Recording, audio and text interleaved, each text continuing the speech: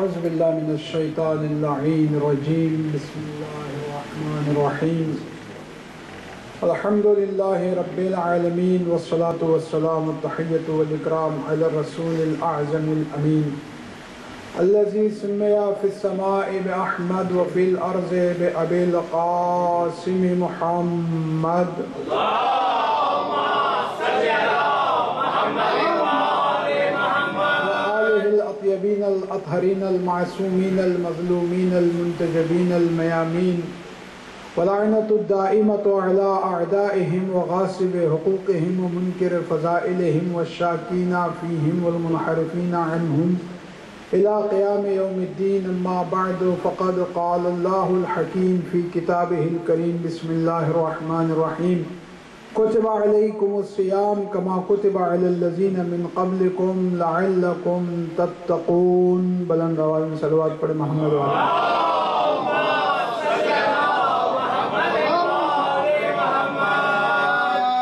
آج کل جو چیز سب سے زیادہ موضوع بحث بنی ہوئی ہے وہ ہے کلچرل انٹیگریشن، یعنی شادی، بیاہ، رسم و رواج، موت، مٹی، سب کے طریقے ایک کر دیے جائیں.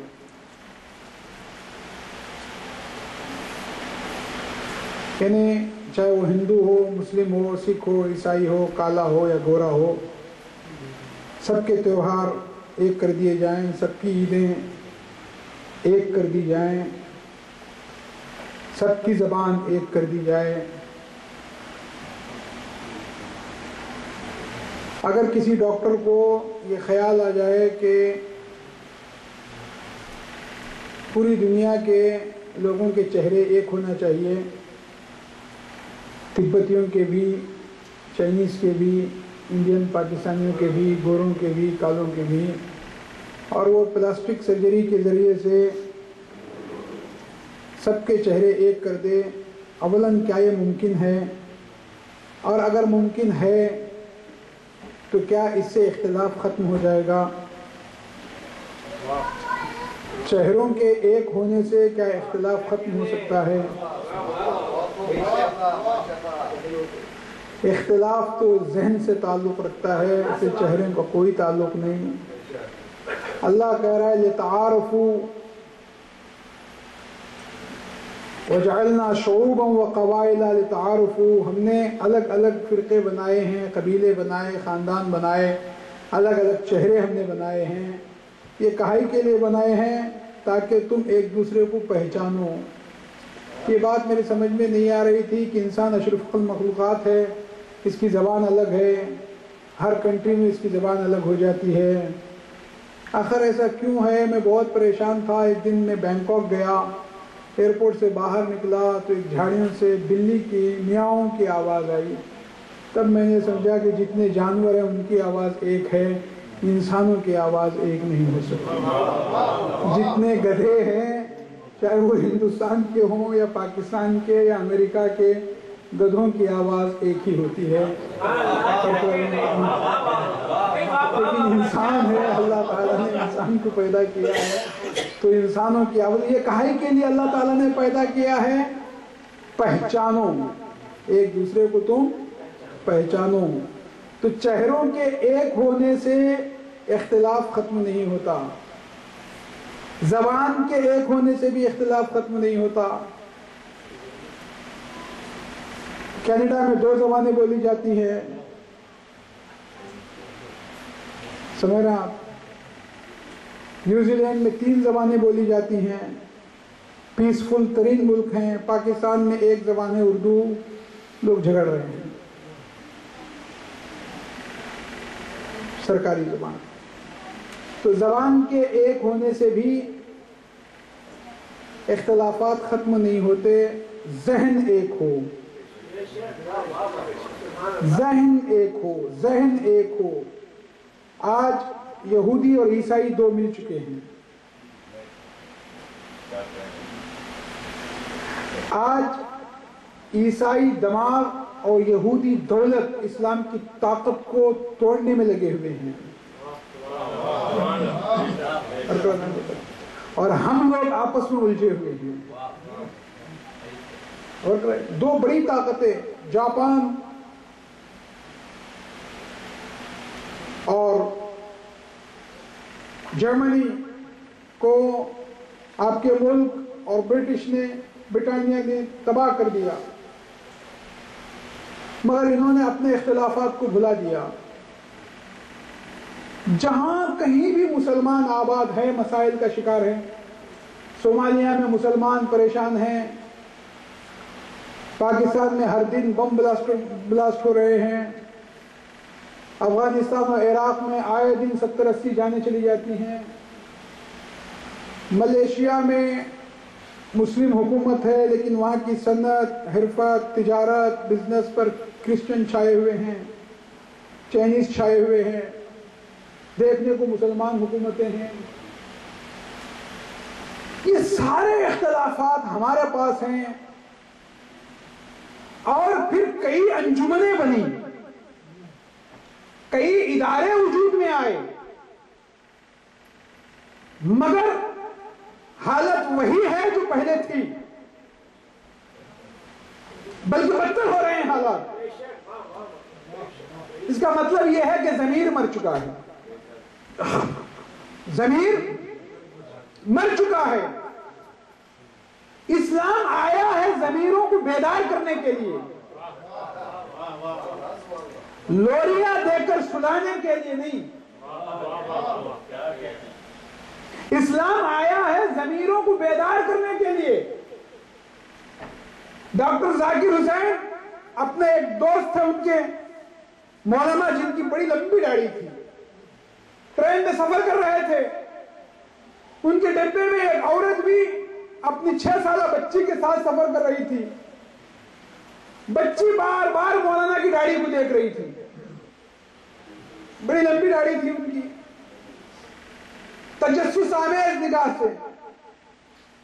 ڈاکٹر ذاکر حسین پہچان گئے، ہو سکتا ہے بچی یہ کوئی سوال کرنا چاہتی ہے. آپ لوگ ذرا بلند آواز میں صلوات پڑھیں.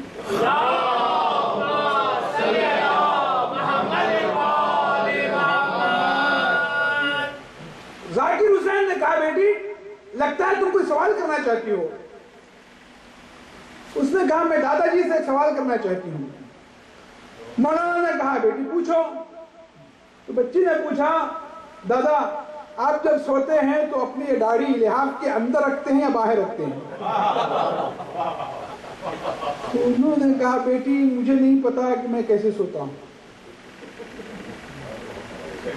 رات کو گھر آئے، بستر پہ گئے، تھوڑی دیر داڑھی کے لحاف کے اندر رکھا، الجھن ہوئی، باہر نکالا، پھر اندر لیا، پھر باہر نکالا، پھر اندر باہر، داڑھی اندر لحاف کے باہر، اندر باہر، پوری رات.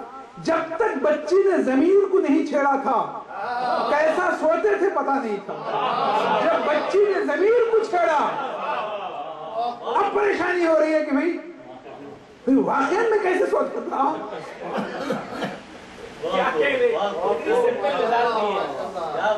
امام حسین نے بھی یہ جتنے خطبات دیے ہیں یہ ضمیروں کو بیدار کرنے کا کام کیا ہے. کیا تم نہیں جانتے کہ میں علی کا بیٹا ہوں؟ کیا تم نہیں جانتے کہ میں فاطمہ کا بیٹا ہوں؟ کیا تم نہیں جانتے کہ میں نبی کا نواسا ہوں؟ یہ کاہے کے لیے امام حسین نے کیا ہے؟ بار بار توجہ. ہو سکتا ہے غفلت میں ہو. ہمارا تعلق اس مذہب سے ہے، وہ مردے کو بھی قبر میں اسماعیل صاحب کہہ کے ہلاتا ہے، وہاں بھی وہ غافل ہونے نہیں دیتا.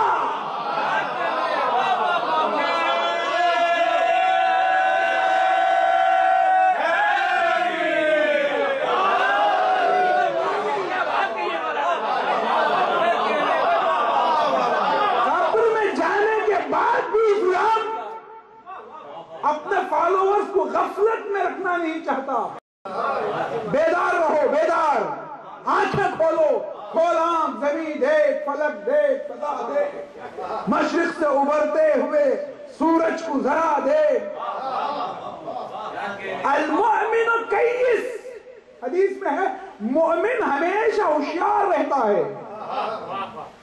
دشمن کا جادو اس میں چل نہیں سکتا. لڑانے والوں کی مکاریاں اس کے اوپر چل نہیں سکتی. مومن ہمیشہ بیدار ہوتا ہے، وہ خواب غفلت میں نہیں ہوتا. تو اختلافات کا جو تعلق ہے وہ ذہن سے ہے، ایک چہرے ہونے سے نہیں، ایک زبان سے نہیں، ایک لباس سے نہیں.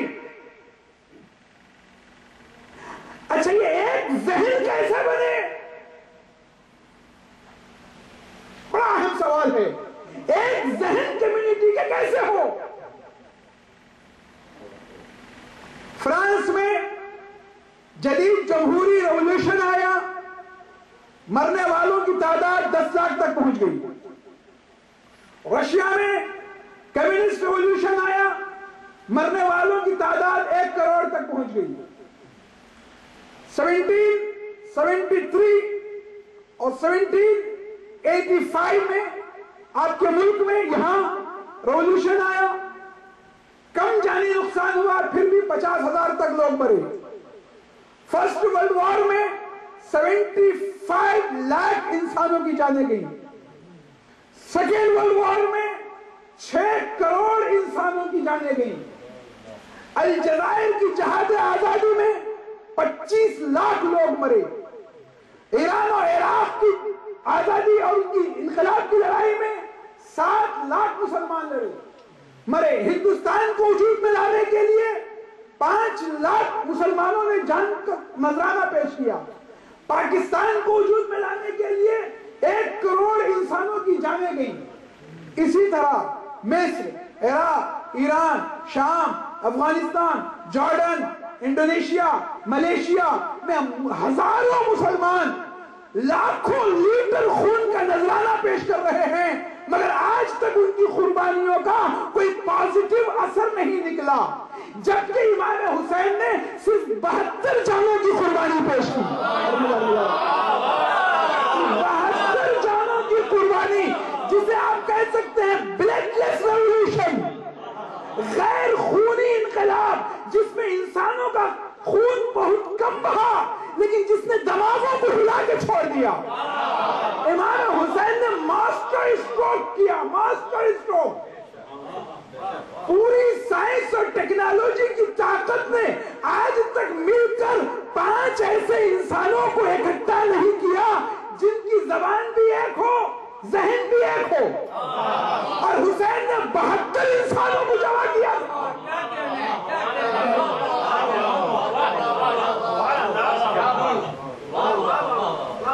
رشین ڈکٹیٹر اسٹالن نے رشیا میں کلاس لیس سوسائٹی کو وجود میں لانے کے لیے 25 لاکھ انسانوں کو بلڈوزر سے کچل ڈالا، مگر پوری روئے زمین میں آج تک کہیں بھی کوئی کلاس لیس سوسائٹی وجود میں نہیں آئی. کلاس لیس سوسائٹی صرف ایک بار وجود میں آئی اور وہ ہے کربلا. رشین ڈکٹیٹر نے کہا تھا کہ مزدور انقلاب ریولوشن لانے کے لیے 3 چیزوں کی ضرورت ہے. اول ویپن، دوم ویپن، سوم ویپن، آخر میں پھر ویپن. امام حسین نے کہا ذہنوں میں انقلاب لانے کے لیے 3 چیزوں کی ضرورت ہے. اول کردار، دوم کردار، سوم کردار، آخر میں پھر کردار.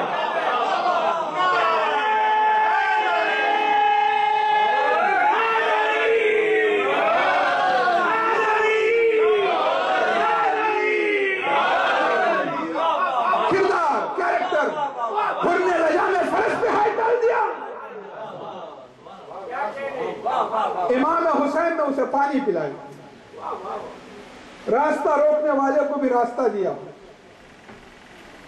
اس زمانے کی سب سے بڑی سپر پاور یزید کو بھی ہلا کے رکھ دیا. بوریا نشین. ہر چیز کی ایک ہوتی ہے صورت اور ایک ہوتی ہے حقیقت. صورت اور حقیقت میں بہت فرق ہوتا ہے. ہر چیز کی ایک ہوتی ہے صورت. آم کی کتنی قسمیں ہیں؟ بے تحاشا کھجوروں کی، آم کی، مچھلیوں کی، بہت ساری قسمیں ہیں. لیکن عموماً 2 قسمیں ہیں. ایک ہوتا ہے پلاسٹک کا آم اور ایک ہوتا ہے اصلی آم۔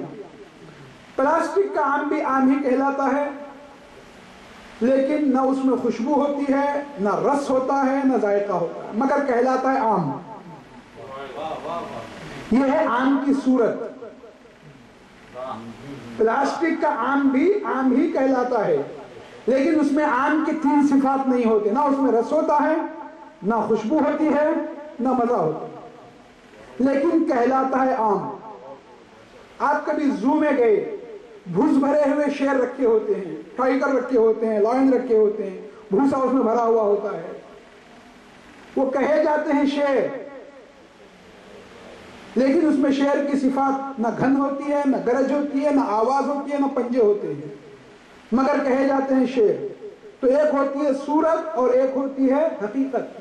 صورت چاہے جتنی بڑی ہو جائے وہ حقیقت کا مقابلہ نہیں کر سکتی۔ یزید تھا مسلمانوں کی صورت، حسین تھے اسلام کی حقیقت۔ صورت چاہے جتنی بڑی ہو جائے، زو کے شیر کو 6 سالہ بچہ بھی دھکا دے کے گرا سکتا ہے، لیکن زندہ شیر کا مقابلہ پورا ہیوسٹن بھی نہیں کر سکتا۔ کر سکتا ہے؟ نہیں کر سکتا۔ صورت چاہے جتنی بڑی ہو جائے وہ حقیقت کا مقابلہ نہیں کر سکتی۔ یزید تھا مسلمانوں کی صورت، حسین تھے اسلام کی حقیقت۔ تو جب صورت حقیقت سے لڑنے آئی تو وہی ہوا جو اس کا انجام ہونا چاہیے تھا۔